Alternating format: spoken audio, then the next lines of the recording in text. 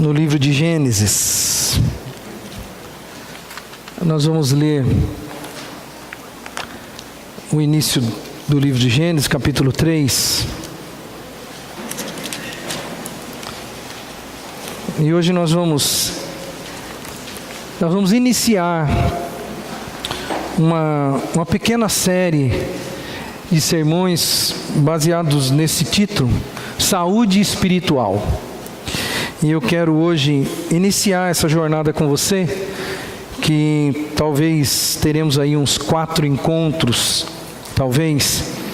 Gênesis capítulo 3, dos versos 1 até o 19.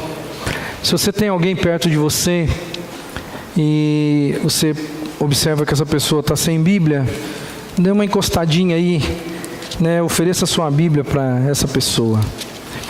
Gênesis capítulo 3, vamos ler a narrativa da queda. Capítulo 3, versos 1 a 19. Diz assim a palavra de Deus: Ora, a serpente era o mais astuto de todos os animais selvagens que o Senhor Deus tinha feito. E ela perguntou à mulher: Foi isso mesmo que Deus disse? Não comam de nenhum fruto das árvores do jardim? Respondeu a mulher à serpente: Podemos comer do fruto das árvores de jardim, mas Deus disse: Não comam do fruto da árvore que está no meio do jardim, nem toquem nele, do contrário, vocês morrerão. Disse a serpente à mulher: Certamente não morrerão. Deus sabe que no dia em que dele comerem, seus olhos se abrirão, e vocês, como Deus, serão conhecedores do bem e do mal. Quando a mulher viu que a árvore parecia agradável ao paladar, era atraente aos olhos, e além disso, desejável para dela se obter discernimento, tomou do seu fruto, comeu-o e deu a seu marido, que comeu também. Os olhos dos dois se abriram, e perceberam que estavam nus. Então juntaram folhas de figueira para cobrir-se. Ouvindo o homem e sua mulher os passos do Senhor Deus, que andava pelo jardim quando soprava a brisa do dia, esconderam-se da presença do Senhor Deus entre as árvores do jardim. Mas o Senhor Deus chamou o homem, perguntando: Onde você está? E ele respondeu: Ouvi teus passos no jardim e fiquei com medo, porque estava nu, por isso me escondi. E Deus perguntou: Quem lhe disse que você estava nu? Você comeu do fruto da árvore, do qual lhe proibi comer?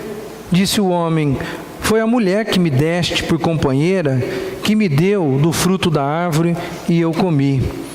O Senhor perguntou então à mulher: Que foi que você fez? Respondeu a mulher: A serpente me enganou, e eu comi. Então o Senhor Deus declarou à serpente: Uma vez que você fez isso, maldita é você entre todos os rebanhos domésticos e entre todos os animais selvagens. Sobre o seu ventre você rastejará, e pó comerá todos os dias da sua vida. Porém, inimizade entre você e a mulher, entre a sua descendência e o descendente dela. Este lhe ferirá a cabeça, e você lhe ferirá o calcanhar. A mulher, ele declarou: Multiplicarei grandemente o seu sofrimento na gravidez. Com sofrimento você dará à luz filhos. Seu desejo será para o seu marido, e ele a dominará. E ao homem declarou: Visto que você deu ouvidos à sua mulher e comeu do fruto da árvore da qual eu lhe ordenara que não comesse, maldita é a terra por sua causa. Com sofrimento você se alimentará dela todos os dias da sua vida. Ela lhe dará espinhos e ervas daninhas, e você terá que alimentar-se das plantas do campo. Com o suor do seu rosto você comerá o seu pão, até que volte à terra, visto que dela foi tirado, porque você é pó, e ao pó voltará. Não tem como falar de saúde espiritual, se esse é o tema que vai permear os nossos dias agora, sem falar de doença espiritual, Porque o que é saúde? Se nós formos pensar, o que é saúde? A não ser nós não estarmos doentes, não é mesmo? Se alguém pergunta para você se você está tudo bem, se você está com saúde, é automático que você vai dizer que está, se você não estiver doente. Mas se você estiver doente, você não tem como dizer: eu estou totalmente saudável. E tem uma coisa que é interessante na questão da saúde. Saúde é um negócio que é igualitário. Eu tenho certeza que o homem mais rico do mundo hoje, e nós, os mais pobres, todos nós pedimos uma coisa para Deus nesse ano de 2019. Dentre muitas coisas, nós pedimos o quê? Saúde. Você se preocupa com a sua saúde, não é mesmo? Todos nós aqui, se você tem condição de ter um plano de saúde, por exemplo, basta um certo desconforto e você faz o quê? Você corre para um médico, para cuidar da sua saúde. Você leva a sério a sua saúde. Tem muitas coisas na sua vida que você não leva muito a sério. Tem muitas coisas assim que você renega, você deixa em segundo plano, você não dá muita bola. Mas quando o negócio é saúde, aí parece que muda um pouco de figura. Você se desperta um pouco, né? Se você é meio devagar, quando alguém chega para você e fala assim, parece que você está meio amarelo, parece que você está meio doente, o que está acontecendo com você? Você já dá uma despertada, já dá uma olhada no espelho, já começa a pensar em marcar uma consulta médica. Enfim, a gente se preocupa muito com a saúde, com a nossa saúde física. Mas e com a saúde espiritual? Você está antenado aí na sua saúde espiritual? Como é que você está em termos de saúde espiritual? Como é que está a tua vida em termos de saúde espiritual? Quando foi o último check-up que você fez da sua saúde espiritual? Quando foi a última vez que você chegou diante do médico dos médicos e chegou lá dizendo para ele, Senhor, hoje eu vim aqui para o Senhor me dizer como é que eu estou, como é que anda e a quantas anda a minha saúde espiritual, porque só um médico pode te dizer a respeito da sua saúde física, e só Deus pode te dizer acerca da sua saúde espiritual. Quantas vezes você chegou diante do Senhor em oração dizendo para Ele assim, Senhor, faz um diagnóstico aí e mostra para mim como que está a minha saúde espiritual. É interessante que na questão da saúde física, tem algumas coisas que a gente não consegue ver. E aí nós vamos no médico, e o médico, ele olha para a gente e tem ele pensa em algumas possibilidades, mas ele coloca a gente em determinadas máquinas. Ou ele vai fazer um ultrassom, ou ele vai fazer uma tomografia, ou ele vai fazer uma ressonância magnética. Para quê? Para enxergar a gente por dentro. E aí ele consegue dizer para a gente, olha, aparentemente, externamente você não tem nada, mas dentro de você, tem uma coisa complicada aí. Quantos de nós já não recebemos aí um diagnóstico desse tipo, nenhum médico? Não dá para ver nada por fora, está tudo bem, mas de repente, depois que passou numa ressonância, o diagnóstico é implacável e fala assim, olha, tem alguma coisa ruim aqui. Você pode não estar enxergando no seu corpo, mas está aí. Quando foi a última vez que você fez um check-up espiritual? Eu quero levar você nesses dias a pensar um pouquinho acerca de saúde espiritual. E a gente, para falar de saúde, não tem jeito, a gente vai falar de doença. Porque saúde, em suma, é ter uma vida sem doença. E o pecado é a doença espiritual. Pecado nos tira saúde espiritual. E aqui eu li para você o relato da queda.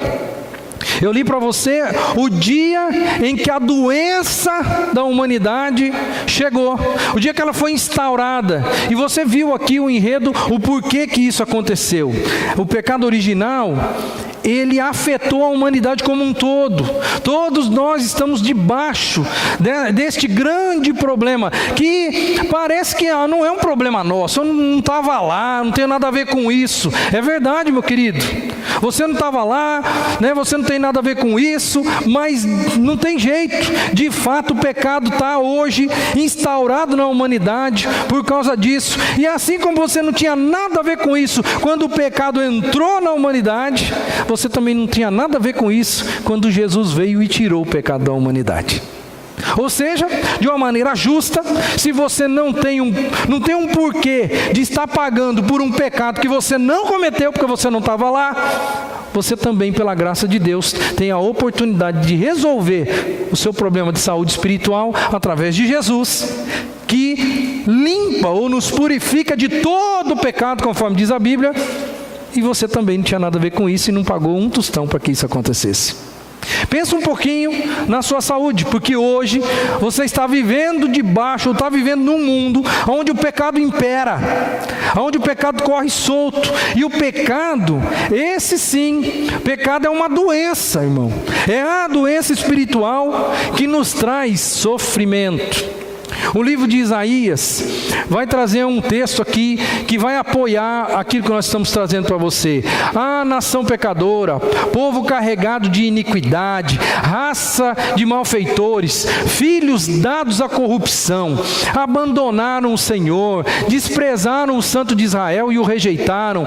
Por que continuarão sendo castigados? Porque insistem na revolta. A cabeça toda está ferida, todo o coração está sofrendo. Da sola do pé ao alto da cabeça não há nada são, somente machucados, vergões e ferimentos abertos, que não foram limpos, nem enfaixados e nem tratados com azeite.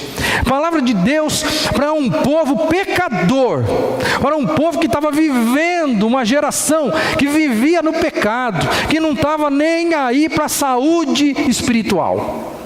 Essa é a palavra de Deus para eles. E é engraçado, né, que Deus fala assim, por que continuarão sendo castigados? Por que vocês querem continuar apanhando, sendo castigados? Por que insistem na revolta? A cabeça já está ferida, o coração está sofrendo, da sola do pé ao alto da cabeça não há nada são, somente machucados, vergões e ferimentos abertos. É como se Deus estivesse falando para alguém que está todo quebrado, fala assim, escuta, você não aprendeu ainda? Você quer continuar apanhando? Olha a situação que você está. Pois é, eu só trago isso só para mostrar para você o que é, figurativamente falando, qual é o retrato de um povo, da pessoa, ou das pessoas que não levam Deus a sério. Qual é o retrato das pessoas que vivem uma vida de pecado.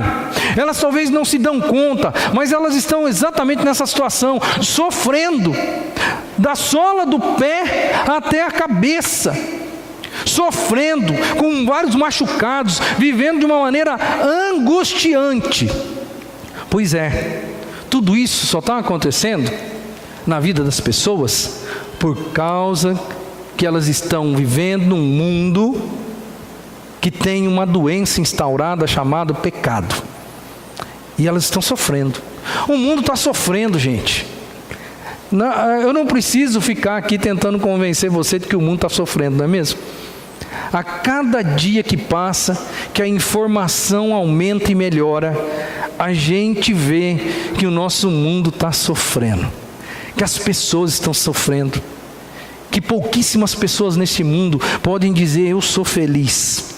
O pecado, ele é uma doença que atingiu o mundo todo, todas as gerações, e ele é uma força que é desagregadora.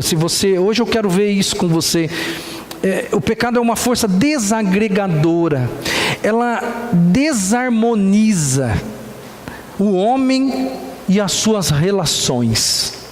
Eu vou olhar para o texto e eu espero que você enxergue junto comigo como que houve na entrada do pecado no mundo, como houve já de cara uma desarmonização das coisas.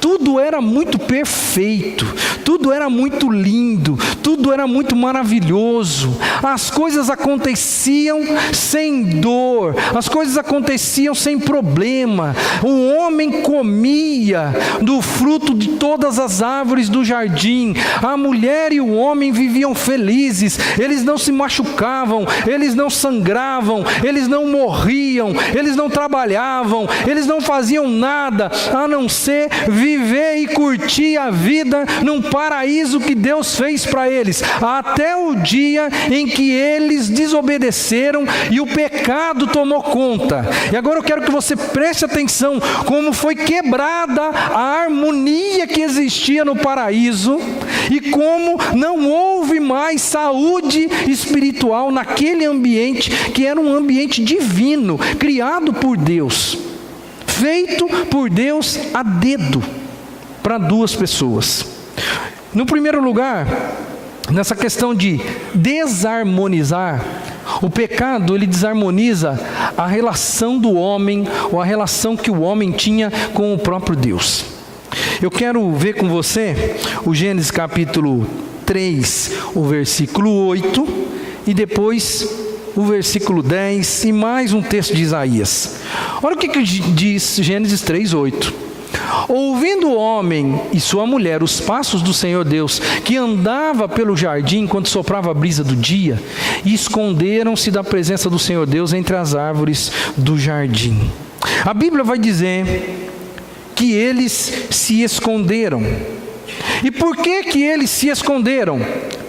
O texto continua dizendo: mas o Senhor Deus chamou o homem perguntando: onde você está? Ele respondeu: ouvi teus passos no jardim e fiquei com medo. Até então, não existia medo no relacionamento do homem para com Deus. Esse medo, é claro que ele é oriundo da condição física do homem, porque antes dele comer do fruto, ele andava nu pelo jardim, e ele não via problema nenhum em andar nu no jardim. E Deus aparecia conforme, todos os dias, conforme diz o relato bíblico, que Deus costumava andar e passear pelo jardim e encontrar com o homem, ter um relacionamento, uma intimidade com o homem, ou seja, conversar com ele, perguntar como é que foi o dia. E eu não sei exatamente como que era, mas a única coisa que eu posso dizer para você é: não tinha medo. Não tinha nada que atrapalhasse a conversa entre os dois. Mas naquele dia houve uma desarmonização do relacionamento do homem para com Deus. Naquele momento, eles têm medo de um Deus que até ontem eles não tinham medo. Por isso, meu irmão, uma das primeiras coisas que precisa ficar claro para mim e para você aqui: quando você vive uma vida de pecado, você tem medo de Deus. E eu vivo isso na pele. Na pele. Sabe por que eu vivo isso na pele? Porque, felizmente ou infelizmente, a figura pastoral, ela é como que um Deus chegando.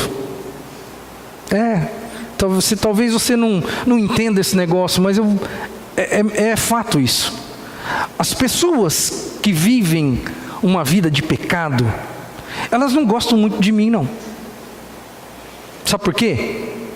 Porque eu represento a figura de Deus. Eu não sou Deus, eu sou o pior dos piores, mas na cabeça dele, do pecador, quando ele olha para mim, ele lembra do que eu faço, ele lembra da palavra e ele lembra do Deus da palavra. E aí ele faz uma ligação bem rápida: este cara, eu não gosto muito dele pelo que ele faz, e o que ele faz me agride. O homem que tem medo de Deus, ele tem medo de Deus porque ele vive em pecado. Se você é uma pessoa que se aproxima de Deus sem nenhum problema, é porque você está bem na sua saúde espiritual. E vamos falar a verdade: quando nós pecamos, porque crente também peca, né? Pastor também peca, diácono de igreja também peca, você que está sentado aí também peca. Quando você peca e você sabe que você está desagradando a Deus, é fácil chegar na presença de Deus e começar a orar? É fácil você se aproximar da presença dele e dizer assim: oi Deus, como é que o senhor está? Tudo bem? Cheguei. Não é fácil. O pecado, ele afasta a gente de verdade mesmo. Ele leva, ele empurra a gente para trás. E muitos de nós hoje, nós vivemos com medo de Deus. Medo de Deus, porque nós vivemos às vezes uma vida religiosa, mas nós vivemos no pecado. Às vezes são coisas que nós pensamos que não é pecado, mas não deixa de ser. É por isso que a gente tem que aprender a cada dia que passa a olhar para o que está escrito nesse livro, para saber o que agrada e o que não agrada o coração de Deus. Porque tem coisas que talvez você, meu irmão, que mesmo sendo crente há muito tempo, você está vivendo desagradando o coração de Deus, porque você não sabe o que está escrito aqui. E quando você está desagradando o coração de Deus, mesmo de uma maneira sem saber, inconsciente, não deixa de desagradar o coração de Deus. É por isso que Jesus disse: errais, porque não conheceis as Escrituras. Por que vocês estão errando? Vocês estão errando porque vocês não sabem a vontade de Deus, que está revelada nas Escrituras. Foi isso que Jesus disse: vocês estão errando, vocês estão pecando. E quando eu peco, meu irmão, isso acontece comigo, uma falta de harmonia, né, no meu relacionamento com Deus. Tem mais algum texto aqui que eu quero ler para você, ou pelo menos 2 de Isaías também. Isaías 59:2 diz assim: as suas maldades separam vocês do seu Deus, os seus pecados esconderam de vocês o rosto dele, e por isso ele não os ouvirá.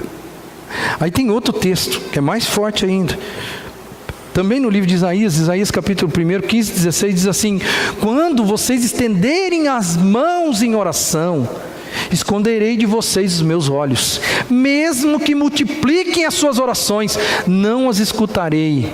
As suas mãos estão cheias de sangue. Lavem-se, limpem-se, removam suas más obras para longe da minha vista. Parem de fazer o mal. Em suma, parem de pecar.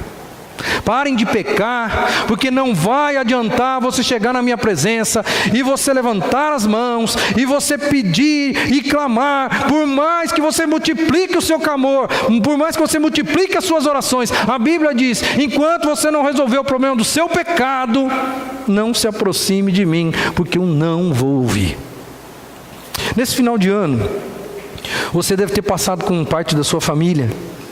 E em algumas famílias isso acontece, não são todos, mas algumas famílias isso acontece. De repente, uma oração de final de ano, com todo mundo presente. E sabe, a maioria dessas orações, a maioria, eu não quero aqui dizer algo em caráter de julgamento, mas em caráter de constatação, à luz do que a Bíblia diz para a gente, a maioria dessas orações não são ouvidas por Deus, porque elas são fruto de lábios impuros, elas são frutos de pessoas que se aproximam diante de Deus numa data especial e festiva, mas essas pessoas vivem uma vida inteira de pecado, um ano inteiro de pecado, e se aproximam diante de Deus com a cara lavada, dizendo: ai Senhor, me abençoa, ai Senhor, abençoa minha família, ai Senhor, abençoa o meu ano, e no outro dia ele volta para a vida pecaminosa dele. E ele acha que porque ele fez uma oração de Natal, uma oração de Ano Novo, a vida vai ser melhor. Não vai à luz do que está escrito na palavra. Seus pecados separam você de Deus. Ele não ouve se você vive uma vida insistentemente na prática do pecado. E Deus é vida, Deus é o autor da vida, Deus é o doador da vida, Deus ele é o mantenedor da vida. E nós vamos correr o risco de nos separarmos deste autor e consumador da vida, do mantenedor da vida. Isso é uma insanidade, mas nós fazemos isso quando nós vivemos uma vida de pecado. Nós começamos a ficar com medo de Deus e nós nos separamos de Deus. O rompimento da comunhão com Deus lá no jardim do Éden trouxe 2 coisas. Trouxe para aquele povo, para Adão e Eva, trouxe morte física, coisa que até então eles não tinham. Por isso que a palavra de Deus disse: não comam, porque se vocês comerem, vocês vão morrer. Trouxe morte física, mas lançou o homem também num estado, melhor dizendo, de morte espiritual. Porque a partir daquele momento, o homem passou a ser escravo do pecado. Então, espiritualmente falando, ilustrativamente falando, o homem começou a ser cego à voz de Deus, surdo. Ele começou a ser uma pessoa endurecida de coração. Ele está agora morto espiritualmente, diz a Bíblia, porque ele está longe de Deus. Pecado, meu irmão, desarmoniza a sua relação com Deus. Se você está vivendo uma vida que você sabe que não agrada o Senhor, eu vim dar um recado para você aqui. Você está doente, espiritualmente falando. E essa doença é uma doença que pode levar você à morte, e certamente o fará. Segunda coisa, o pecado desarmoniza a nossa vida, ele desarmoniza a relação do homem consigo mesmo. Olha que coisa interessante o verso 7. O verso 7 vai dizer o seguinte: os olhos dos dois se abriram e perceberam que estavam nus. E então juntaram folhas de figueira para cobrir-se. Gênesis capítulo 3, versículo 7. Houve aqui agora um sentimento de culpa. Eles se apercebem de que algo está errado. E está errado com quem? Está errado com Deus? Não. Está errado com eles mesmos. Agora eles olham para si, eles olham para o seu estado físico, e eles tentam resolver o seu problema, porque agora houve uma desarmonização na questão do homem para consigo mesmo, porque até ontem ele andava nu no paraíso sem nenhum problema. Ele conversava com Deus, ele se falava com os bichos, eu não sei, sei lá como é que era o relacionamento de Adão e Eva com os bichos, se falava ou se não falava, isso não é problema meu, mas eles tinham um contato com a natureza, eles viviam ali tranquilos, mas de repente, com a queda, com o pecado, diz a Bíblia que eles olharam para a sua própria condição, e agora essa desarmonia aconteceu. Agora eles olharam para si e falaram assim: tem um problema comigo. Tem um problema comigo. O problema não é com Deus, o problema não é com o jardim, o problema não é com os animais, o problema não é com as pessoas, com as coisas que estão ao meu redor. O problema é comigo. E o homem vai querer resolver o seu problema. Pega folhas de figueira para se cobrir. E quando percebe a presença de Deus, foge da presença de Deus, porque a doença se instaurou, o pecado chegou. Pois é, uma desarmonização. Quantos de nós, por causa do pecado, é lógico que eu não estou aqui dizendo que se você tem problemas emocionais, alguns são fruto de outras coisas, tá? Mas quando você vive uma vida de pecado, você pode ter alguns complexos na sua vida. Você pode se sentir inferior, você pode ter traumas na sua vida, você pode ter problema de autoaceitação, você pode ter problema de autocompaixão. E as pessoas que têm problemas com o pecado, esse negócio é tão sério, que você viu qual foi a reação do homem e da mulher, quando Deus perguntou o que foi que aconteceu? Você viu a reação deles? Já foi de cara ali, eles já colocaram algumas coisas emocionais à tona. A relação, ela amargou, e a reação deles também amargou, porque quando Deus questiona o homem tem autocompaixão de si mesmo, não tem coragem de dizer: eu fiz o que o Senhor disse para não fazer. Ele não tem coragem de fazer isso. Ele errou, ele tem consciência que ele errou, mas ao invés dele ter coragem de admitir o seu erro diante de Deus, o que ele faz? Deus. E o cara é tão ele coloca a culpa em Deus. Que ele fala assim, ó, foi a mulher que o Senhor me deu. Então, em suma, a culpa é sua. Porque se o Senhor não tivesse me dado, eu estaria aqui numa tranquilidade. Olha como o homem, já nessa desarmonia consigo mesmo, ele não tem coragem de encarar a realidade dos fatos. E ele coloca a culpa na mulher num segundo momento e em Deus num primeiro momento. Porque faça conta, foi a mulher que o Senhor me deu. Se o Senhor não tivesse me dado, eu não teria problema. E aí Deus é tão bom que se fosse eu, já mandava um raio ali, já acabava com o cara ali. Fala assim, vamos começar essa palhaçada tudo de novo. Aí ele olha para a mulher e pergunta, o que foi que você fez? E o que ela faz? Foi a cobra. Foi a serpente. A culpa não foi minha. Ela disse para mim e tal, e eu errei por causa da cobra. Você está notando aí que a desarmonização que aconteceu fez com que o homem não tivesse o caráter de assumir o próprio erro. A mulher, eu estou falando homem num contexto genérico, não teve condição de fazer isso. Porque houve uma desarmonização do homem para com ele mesmo. Até ontem o homem era feliz, tranquilo, sincero, sem nenhum problema consigo mesmo, mas agora ele é cheio de problema. E agora ele não tem como sequer resolver o próprio problema, ou admitir o próprio problema, e ele empurra o problema. E é engraçado que a cobra não escapou, né? Deus não perguntou nada para a cobra. Já foi falando, ó, o negócio é o seguinte, a partir de hoje seu castigo é esse. É perigoso se Deus tivesse perguntado alguma coisa para a cobra, o que ela ia falar, hein, irmão?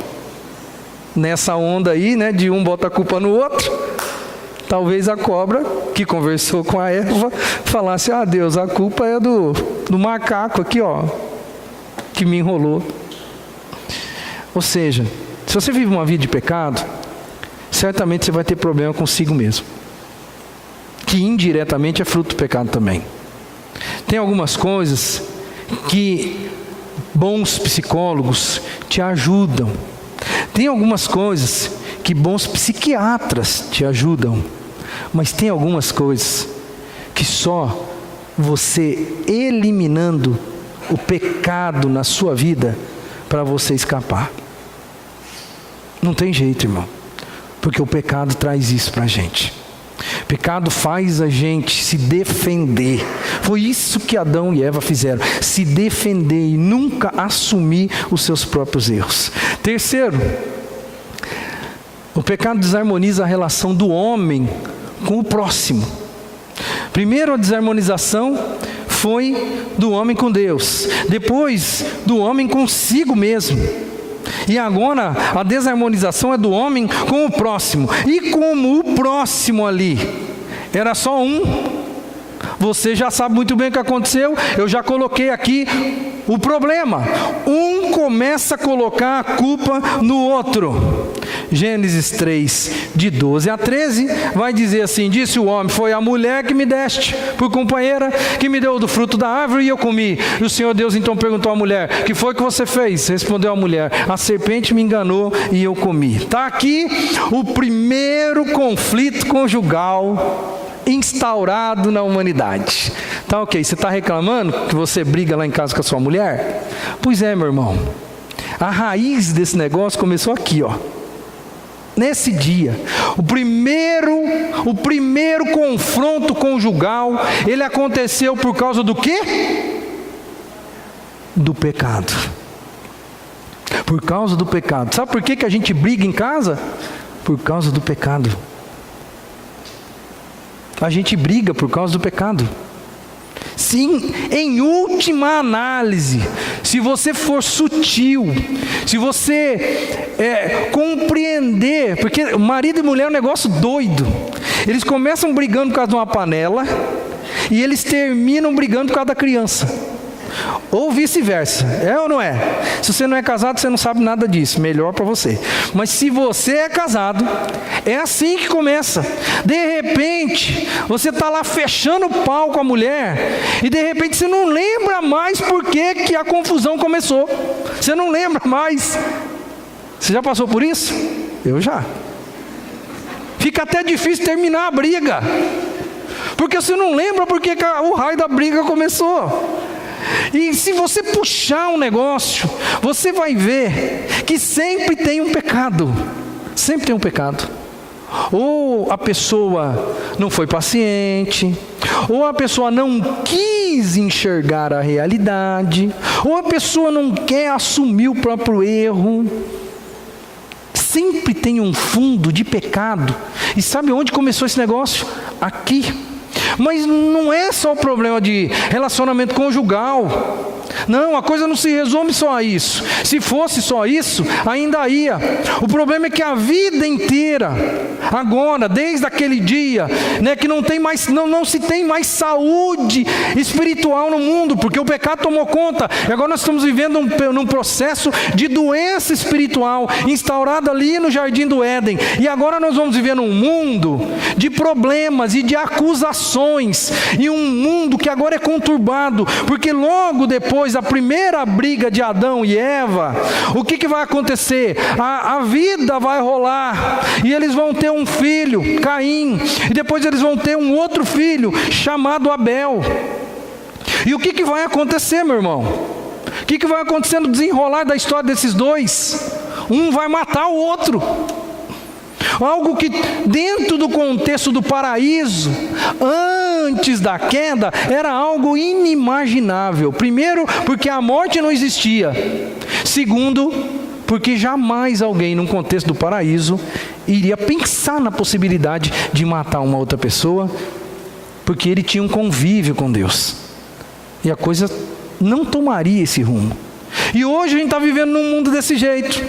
A Bíblia fala que ciúme ele vem do pecado. É um sentimento que nós temos e que, em suma, ele vem por causa do pecado. Hoje nós vivemos um mundo que está instaurado um ódio. Não precisa, hoje a gente está vivendo uma geração que a gente sabe o que aconteceu na China, né, há 2 horas atrás. E a gente sabe muito bem do que o homem é capaz. E a gente sabe do ódio que existe dentro do coração do ser humano. Como as pessoas fazem mal umas para com as outras. A gente sabe que o mundo que a gente vive hoje é um mundo de amargura. É gente amarga por todos os lugares. A gente sabe que a gente vive num mundo hoje que é um mundo de inveja. Inveja. Você não pode ter uma coisinha que alguém está olhando para você, invejando você. É um mundo espiritualmente caído que a gente vive. É um mundo depravado que a gente vive. É um mundo sem saúde espiritual. É um mundo cheio de doença. Porque inveja não vem de Deus. É um mundo de frieza e é um mundo de morte. Depois de Adão e Eva, vem Caim e Abel, mas a coisa não para por ali. Se você continuar nos relatos bíblicos, você vai ver a confusão em cima de confusão. É gente, né, tendo problema com gente. Né, só para citar rapidinho aqui, né, os pastores de Abraão tendo contenda com os pastores de Ló. Por causa do quê? Por causa do lugar, do rebanho, por causa das melhores pastagens. É a Sara tendo problema com quem? Com a Agar, porque a Sara não pode ter filho, ela começa a ter ciúme da Agar, e ela começa a aprontar um pampeiro dentro de casa. Por causa do quê? Porque não tem saúde espiritual. É um homem de Deus, Abraão é um homem de Deus? A Sara não é a esposa dele? Mas eles estão vivendo num mundo caído. Eles estão vivendo, abre o olho, meu irmão, porque senão você é de Deus, mas você está vivendo uma vida pautada no pecado, porque em última instância Sara estava dominada pelo ciúme, criando uma confusão dentro da própria casa, e por causa disso ela tem problema com Agar. Aquele negócio era de Deus? Não. Teu filho Abraão com Agar era de Deus? Não. Mas as confusões, elas aconteceram. E não para por aí. Depois vai ter problema, Ismael com Isaac. Não vai ter problema? E o negócio é tão complicado que o Ismael e o Isaac estão se matando até hoje. Quando você liga a televisão e você vê um confronto bélico entre Israel e os árabes ou os palestinos, você está vendo o quê? Os descendentes de Ismael brigando com os descendentes de Isaac. O mundo está perdido, o mundo está caído, o mundo está sem saúde espiritual. Você está entendendo o que o pecado é capaz de fazer com a humanidade? Você acha que você está fora desse negócio? Você acha que se você viver uma vida do tipo assim, não tem problema não, eu sei que isso daqui não agrada muito a Deus, eu sei que isso daqui, a Bíblia fala disso daqui de uma certa forma, mas eu vou fazer uma vista grossa para esse negócio. Você acha que você vai escapar se você continuar com alguns pecadinhos sendo carregados debaixo do seu braço, fazendo deles um pecadinho de estimação, do tipo, esse não tem problema nenhum, Deus vai me perdoar, Deus vai me tratar de uma forma diferente, porque Ele sabe o quanto eu amo Ele, mas eu tenho muita dificuldade com esse pecadinho aqui. Você acha que Deus vai fazer vista grossa para a sua vida de pecadinhos? Não vai, irmão. Pecado é pecado. Se você nutre uma vida de pecado, você vai ter uma desarmonia com o mundo ao seu redor. Não tem jeito. Vai começar dentro da sua casa, com a sua esposa, com o seu filho, vai para os seus relacionamentos, para as suas relações sociais, no trabalho, na escola, com os seus amigos de futebol, vai se disseminando, vai trazer para dentro do relacionamento eclesiástico, dentro da sua igreja, com seus irmãos. Olha, é incrível. Eu tenho 21 anos de ministério pastoral. Quantas pessoas eu já vi saírem da igreja porque pecaram. E gente sair da igreja porque o outro pecou. Para você ter uma noção, como o pecado é nocivo. É nocivo para o reino de Deus. O pecado, ele desarmoniza a nossa relação social com os outros seres humanos. E a gente não pode fazer vista grossa para isso. Tem alguma coisa na sua vida que você sabe que desagrada o coração de Deus? Dá um jeito de resolver esse negócio. Dá um jeito de pedir perdão para Deus. Dá um jeito de recomeçar. Porque senão, você já está vivendo um processo de desarmonia que talvez você ainda não caiu sua ficha, mas você já está vivendo. Último, o pecado, ele desarmoniza a nossa relação, ou a relação do homem com a própria natureza. É uma coisa interessante isso. Mas é verdade, hoje a gente vive aí uma geração, e nós estamos falando muito de natureza hoje, né? E isso nem sempre foi assim. E não é porque o homem hoje está disposto, ou pelo menos da boca para fora, a cuidar melhor da natureza, que ele está cuidando. Porque uma coisa é o nosso discurso, outra coisa é aquilo que a gente faz de verdade. Porque hoje se fala de proteção à natureza, mas na verdade a gente está nem aí para a natureza. Não está nem aí. Se não fosse assim, os animais marinhos não estavam morrendo como estão morrendo. Se não fosse assim, as nossas matas não estariam sendo devastadas como estão. Se não fosse assim, a gente estava vivendo num outro nível em termos de harmonia com a natureza. Olha o que acontece, e é o texto bíblico. E ao homem Deus declarou: visto que você deu ouvidos à sua mulher, e comeu do fruto da árvore da qual eu lhe ordenara que não comesse, maldita é a terra por sua causa. Com sofrimento você se alimentará dela todos os dias da sua vida. A terra, diz a palavra, se tornou maldita por causa do pecado de Adão. E eu fico imaginando, à luz do que está escrito, porque daí Deus disse agora: com sofrimento você se alimentará dela todos os dias da sua vida. Pois é, a doença traz sofrimento. Até então, Adão tem uma relação tranquila com a natureza. Ele vai se alimentar da natureza sem ter que mexer uma palha. ele não vai ter que trabalhar, ele não vai ter que sofrer, ele não vai ter que cuidar da terra. Até então, ele vivia das benesses e não havia nenhum problema na terra. Não havia bicho na goiaba. Não tinha nenhum problema. Era viver uma vida sossegada e tranquila, em uma harmonia com a natureza. Mas a partir de então, o dia que o pecado é instaurado, a Bíblia diz que agora houve um rompimento, houve uma desarmonização na relação do homem para com a própria natureza. E a partir daquele dia, diz o texto, é com sofrimento que você vai comer o pão de cada dia. Pronto. Está aí um problema que a natureza não tinha, e o homem que errou trouxe o problema para ela. E agora as ervas daninhas vão crescer, diz o texto. Então, não existia mato, não existia matagal, não existia erva daninha no jardim. Mas agora a coisa muda de figura, a terra tornou-se maldita. A Bíblia vai dizer que ela vai produzir espinhos. Espinhos machucam. Ervas daninhas são ervas que trazem dano, mal, que vai me prejudicar, que vai me trazer problema, em suma, dor e sofrimento. Antes a natureza oferecia de uma maneira generosa e gratuita o alimento.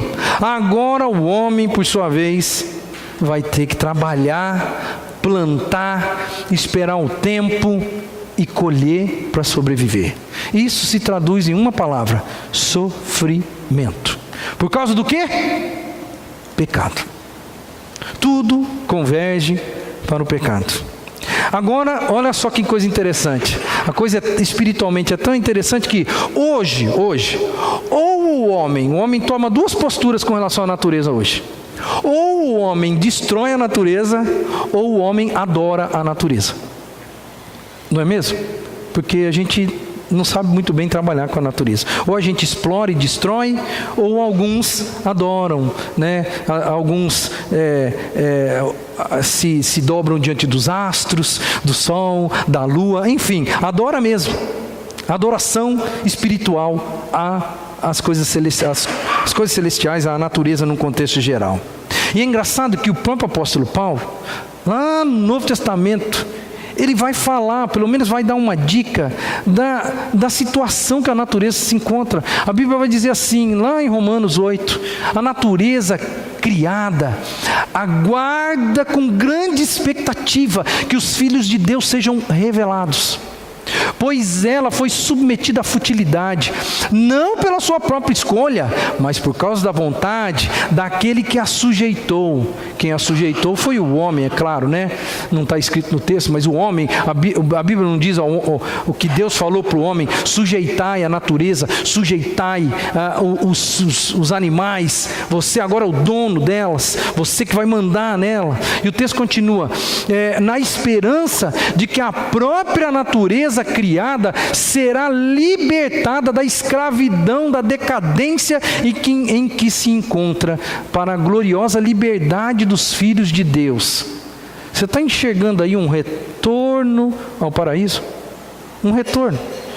A gloriosa liberdade dos filhos de Deus. Ela aguarda com ansiedade que os filhos de Deus sejam revelados. Ou seja, que o Senhor volte, revele quem são seus filhos, para que depois, né, ela se veja aí numa gloriosa liberdade com os filhos de Deus. Uma restauração daquilo que era no jardim do Éden. Sabemos, o texto continua, que toda a natureza criada geme até agora, como em dores de parto. Por que a natureza geme? Gemido é o quê? Gemido indica o quê? Dor, sofrimento. E isso aconteceu por causa do quê? Por causa do pecado. Eu só estou trazendo tudo isso, e por hoje nós vamos parar por aqui. Só estou trazendo tudo isso aqui para você se ligar em uma coisa: o pecado trouxe todo todo esse problema, toda essa problemática, toda essa desarmonização acontece em função do pecado. O pecado, ele afetou tudo ao nosso redor, tudo, do seu relacionamento conjugal até a vida social que você vive. Tudo está afetado, tudo foi tirado do eixo por causa do pecado. Por isso, a minha palavra para você hoje, inicial, é: trate o pecado como pecado.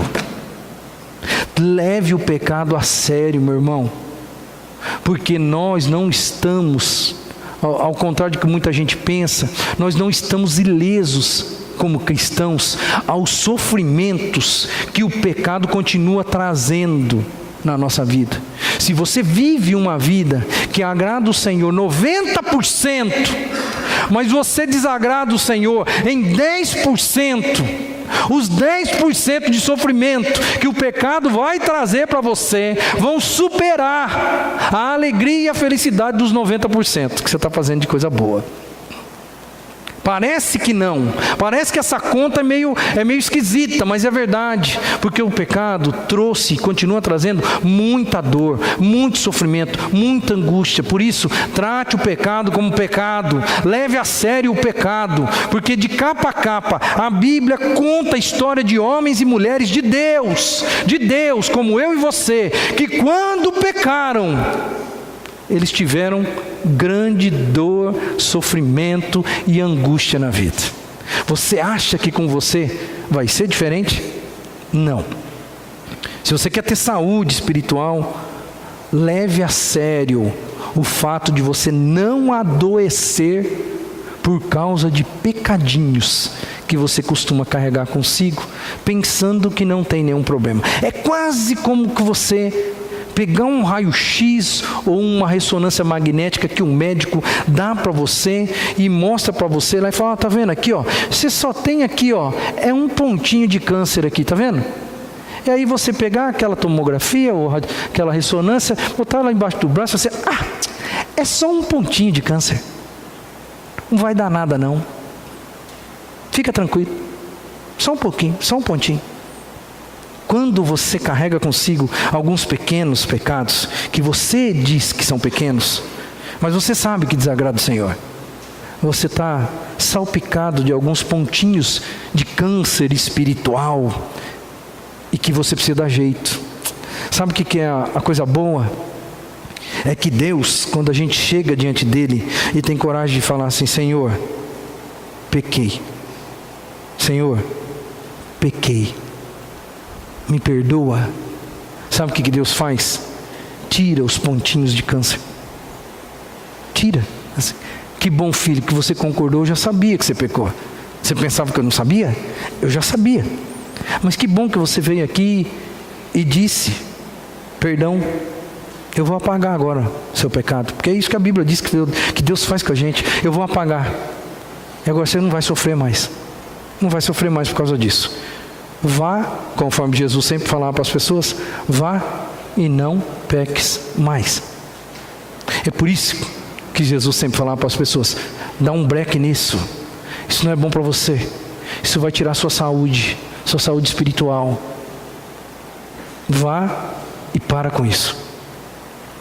A gente vai continuar, irmãos, e nos próximos dias, e nos próximos domingos, eu espero em nome de Jesus que esse texto ainda nos abençoe mais e mais.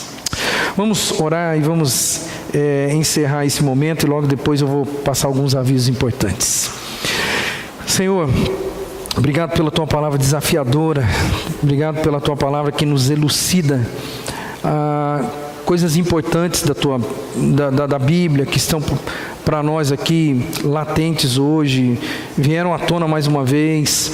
Agradeço ao Senhor porque nós estamos começando um ano, que a gente comece um ano saudável, que a gente comece um ano, Senhor, com vontade de nos livrarmos de todas as nossas feridas espirituais, para a gente ter um ano de saúde espiritual, que certamente vai nos trazer também saúde emocional, saúde física, que a gente possa resolver os nossos pecados, colocando os nossos pecados diante do Senhor, pedindo perdão, né? Que todos nós que estamos aqui e que temos a consciência de que estamos errando em alguma parte, em alguma área da nossa vida, que nós possamos chegar na Tua presença e dizer para o Senhor: obrigado, Senhor, porque mais uma vez o Senhor abriu os meus olhos com relação ao sofrimento e à angústia e à desarmonização que o pecado traz na vida do ser humano. Eu peço perdão para que em nome de Jesus a minha vida seja diferente, seja melhor, seja com mais saúde. Senhor, que isso aconteça no coração de cada um aqui.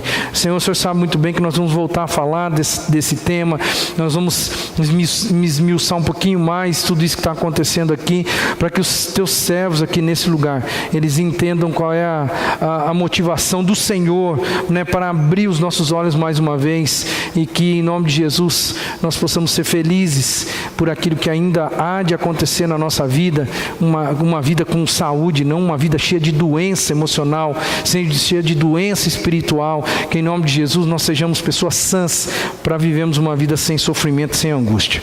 Tem misericórdia de nós, em nome de Jesus. Amém e amém.